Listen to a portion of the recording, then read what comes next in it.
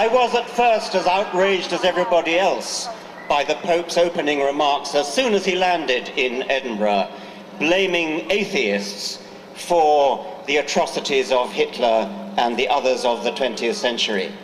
But then I took comfort from it, because it seemed to me that in a way it was showing that we had rattled them so much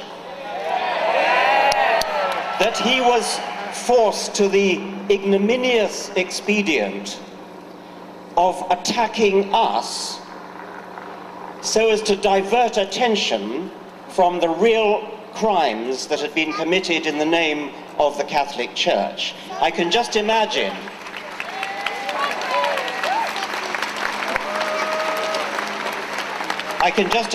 the discussions in the corridors of Vatican power. How are we going to distract them from buggering boys? And the answer came, why don't we attack secularists? Why don't we attack atheists? Why don't we blame them for Hitlerism? Hitler, Adolf Hitler, was a Roman Catholic. He was baptized, he never renounced his baptism. The figure of 5 million British Catholics is presumably obtained from baptismal figures. I don't believe a word of it. I don't believe there are 5 or 6 million British Catholics. There may be 5 or 6 million who have been baptized, but if the Church wants to claim them as Catholics, then they have to claim Hitler as a Catholic.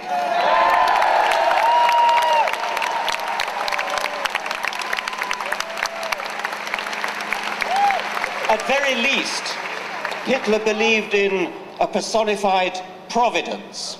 He often spoke of it, and it was presumably the same providence that was invoked by the Cardinal Archbishop of Munich in 1939, when Hitler escaped assassination and the Cardinal ordered a special Te Deum in Munich Cathedral, quote, to thank divine providence in the name of the Archdiocese for the Führer's fortunate escape. I'm going to read a speech made in Munich, the heart of Catholic Bavaria, in 1922, and I leave you to guess whose speech it is. My feeling as a Christian points me to my Lord and Saviour as a fighter.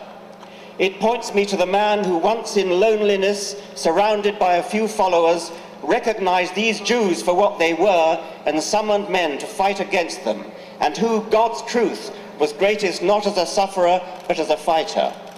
In boundless love as a Christian and as a man, I read through the passage which tells how the Lord at last rose in his might and seized the scourge to drive out of the temple the brood of vipers and adders.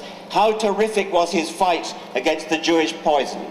Today, after 2,000 years, with deepest emotion, I recognize more profoundly than ever before the fact that it was for this that he had to shed his blood upon the cross. That was one of numerous speeches by Adolf Hitler, passages in Mein Kampf, where Adolf Hitler invoked his own Roman Catholic Christianity. No wonder he received such warm support from within the Catholic hierarchy of Germany.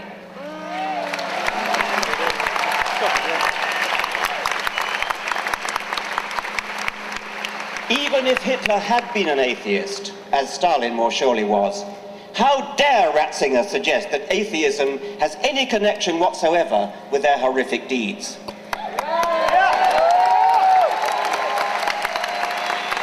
Any more than Hitler's and Stalin's non-belief in leprechauns or unicorns, any more than their sporting a moustache along with Franco and Saddam Hussein.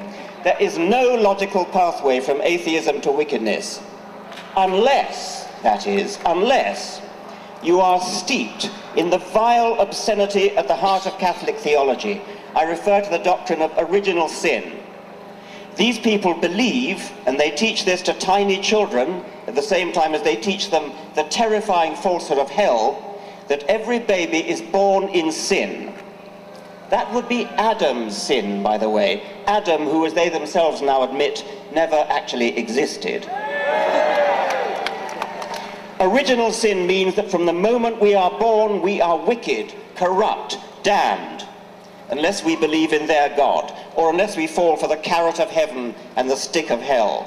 That, ladies and gentlemen, is the disgusting theory that leads them to presume that it was godlessness that made Hitler and Stalin the monsters that they were. We are all monsters unless redeemed by Jesus. What a revolting, depraved, inhuman theory to base your life on. That's the theory of Benedict.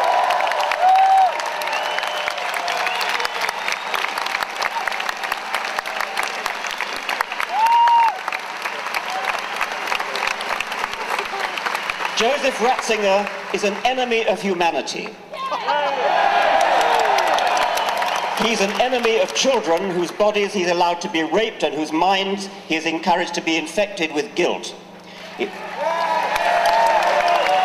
embarrassingly clear that the Church is less concerned with saving child bodies from rapists than with saving priestly souls from hell, and most concerned with saving the long-term reputation of the Church itself. He's an enemy of gay people, bestowing on them the sort of bigotry that his Church used to reserve for Jews before 1962. He's an enemy of women, barring them from the priesthood, as though a penis were an essential tool for pastoral duties.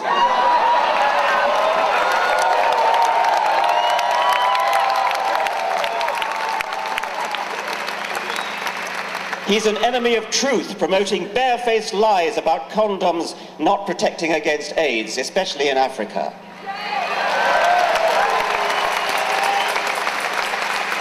He's an enemy of the poorest people on the planet, condemning them to inflated families that they cannot feed, and so keeping them in the bondage of perpetual poverty. A poverty which sits ill beside the obscene wealth of the Vatican.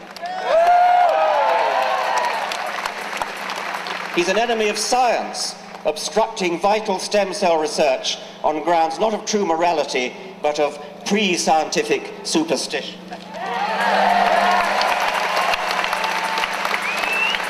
Ratzinger is even an enemy, he's even an enemy of the Queen's own Church, arrogantly dissing Anglican orders as, quote, absolutely null and utterly void, while at the same time shamelessly trying to poach Anglican vicars to shore up his own pitifully declining priesthood.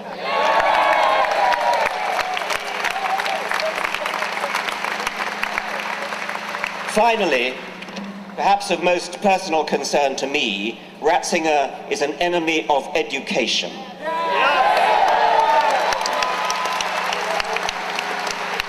Quite apart from the lifelong psychological damage caused by the guilt and fear that have made Catholic education infamous throughout the world, he and his Church foster the educationally pernicious doctrine that evidence is a less reliable basis for belief than faith, tradition, revelation, and authority. His authority. Robin!